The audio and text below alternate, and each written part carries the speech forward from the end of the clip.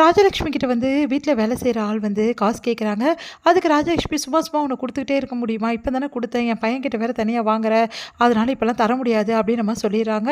இத வந்து சித்ரா பார்த்துட்டு என்ன பண்றாங்க, நேரா போயிட்டு அவங்க கிட்ட சொல்றாங்க, "நீ வந்து மகா கிட்ட கேளு.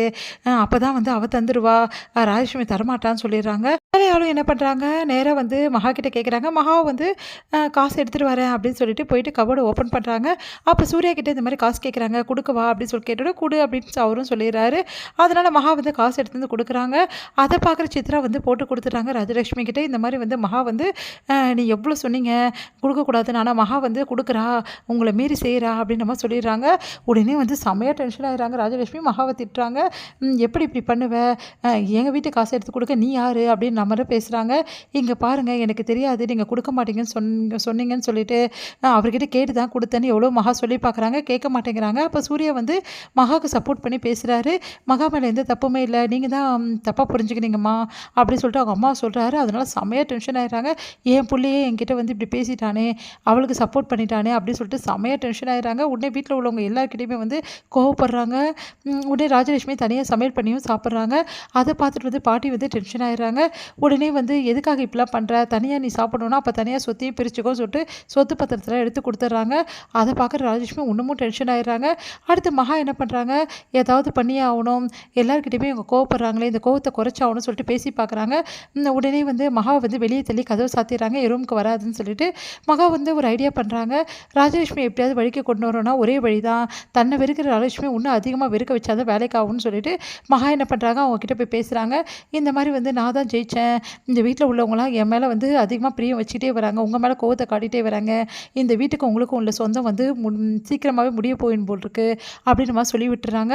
அதனால வந்து செமையா டென்ஷன் ஆயிடுறாங்க ராஜலட்சுமி. உடனே வந்து மனசு மாறின மாதிரி எல்லார்கிட்டையும் நல்லா சகஜமாக பேச ஆரம்பிக்கிறாங்க. உடனே வந்து போயிட்டு டீ போட்டுட்டு வா எல்லாருக்கும் அப்படின்னு சொல்லிட்டு காஃபி போடு டீ போடு அப்படின்ற மாதிரிலாம் வந்து சொல்லிட்டு இருக்காங்க நம்ம வந்து மகாவை. அதை பார்த்துட்டு வந்து மகாவும் எல்லாருமே வந்து பார்க்குறாங்க. ஏன் ராஜலட்சுமி இப்படி மாறிட்டா அப்படின்னு சொல்லிட்டு சூர்யாவும் யோசிக்கிறாரு. சூர்யா கிட்டே நல்லபடி பேசுகிறாங்க. அதை பார்த்து சூர்யா சந்தோஷம் தாங்கவே முடியல. எல்லார்கிட்டையும் சந்தோஷத்தை பகிர்ந்துக்கிறேன். எங்கள் அம்மா கிட்ட பேசிட்டாங்கன்னு சொல்லிட்டு இதுக்கெல்லாம் காரணம் மகா தான் அப்படின்னு சொல்லிட்டு சொல்கிறாங்க காயத்ரி. அதை கேட்டு சூர்யா ஓடி போய் மகாவை வந்து அப்படியே தூக்கி சுற்றுறாரு. நீ தான் காரணமா, எங்கள் அம்மா என்கிட்ட பேசிட்டாங்க, எனக்கு எவ்வளோ சந்தோஷமாக இருக்குது தெரியுமா, இந்த சந்தோஷத்தை நீ தான் எனக்கு கொடுத்துருக்க அப்படின்னு சொல்லிட்டு தூக்கி தூக்கி சுற்றுறாரு. மகா வந்து என்னங்க நீங்கள் இப்படி சுற்றுறீங்க, இறக்கி விடுங்க இறக்கி விடுங்கன்றாங்க. அதெல்லாம் தெரியாது, சுற்றியே தீருவேன், நீ தான் இது இவ்வளவும் பண்ணியிருக்க, எனக்கு இவ்வளோ சந்தோஷமாக இருக்குன்றாங்க. ஏங்க இறக்கி விடுறீங்களா? இங்கே பாருங்கள், இந்த மாதிரிலாம் வந்து சந்தோஷப்படாதீங்க. என்கிட்ட இருந்தால் அத்தை பேசுகிறாங்க, அப்போ நானும் தானே இவ்வளோ சுற்றுறோம், உங்களை தூக்கி சுற்றுறமானோன்னா ஐயோ அதெல்லாம் வேணாம் அப்படின்னு இறக்கி விடுறாரு. பாருங்க, உங்கள் அம்மா வந்து யாரையும் மன்னிக்கிற ஆள் கிடையாது. எதுவாக இருந்தாலும் வந்து தண்டிக்கிற ஆள் தான். என் அம்மா பற்றி குறை சொல்கிறியா அப்படின்றாரு. ஆமாங்க, எதுக்காக என்கிட்ட பேசுனாங்கன்னு தெரியல. உங்ககிட்ட பேசுனாங்க, பெத்த புள்ள கரெக்டு, வீட்டில் உள்ளவங்களாம் பேசுனாங்க. ஆனால் என்கிட்ட எதுக்கு பேசுனாங்கன்னு இப்போ வரைக்கும் எனக்கு தெரியல அப்படின்னு சொல்லிட்டு யோசிக்கிறாரு.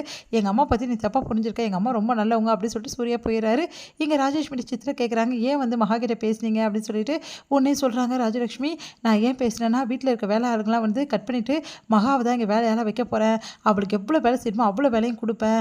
அப்போ தான் தெரியும் என்னோட கெத்து என்னன்னு அப்படின்னு சொல்லிட்டு சொல்கிறாங்க. அதை கேட்டு ஓ பிளானா அப்படின்னு சொல்லிட்டு சித்ரா வந்து யோசிக்கிறாங்க. ஆமாம், இதுக்கப்புறம் வந்து மகாக்கு வந்து மூச்சு விட கூட நேரம் இருக்கக்கூடாது.